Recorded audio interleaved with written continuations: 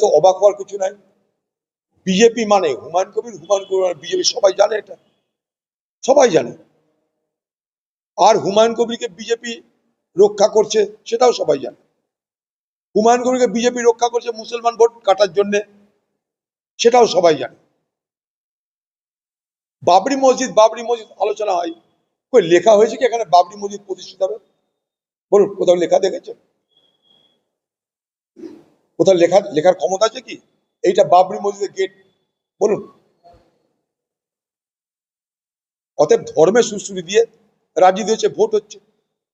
হিন্দু ধর্মের সুশ্রী দিয়ে বিজেপির ভোট, মুসলমান ধর্মের সুশ্রী দিয়ে হুমায়ুন কবিরের ভোট। তাই তাদের মধ্যে কোনো দ্বন্দ্ব নেই, তাদের মধ্যে কোনো বিরোধ নেই। দুজনের লক্ষ্য এক, ভোট কাটো, নিজের ভোটে পকেট ভরো, তার জন্য দেখতে পাচ্ছেন এক জায়গায়।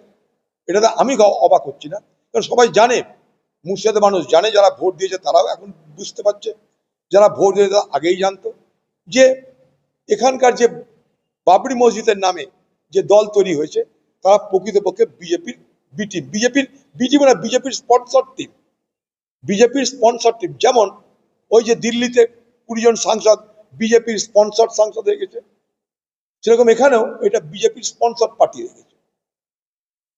তাই কোনোদিনই এখানে বাবরি হবে না। আমি লিখে দিলাম, এখানে কোনোদিন বাবরি মসজিদ হবে না, আজ না, কোনোদিনই হবে না। কারণ ভারতবর্ষের বিজেপি পার্টি বাবরি মসজিদ ভাঙার মধ্যে দিয়ে ক্ষমতা এসছে। তাদের এখন ডবল ইঞ্জিন সরকার। যে বাবরি মসজিদ ভাঙার মধ্যে দিয়ে একটা দল ক্ষমতায় আসে, তারা তাদের জমানায় কোথাও বাবরি মসজিদ করতে দিয়ে বলে আমি বিশ্বাস করি না, অন্তত কোনো যুক্তিটাই বিশ্বাস করি না। এগুলো সব নাটক হচ্ছে, মানুষকে বিভ্রান্ত করা হচ্ছে, মানুষের সঙ্গে ছলনা করা হচ্ছে, চালাকি করা হচ্ছে, ভোটের রাজনীতি করা হচ্ছে।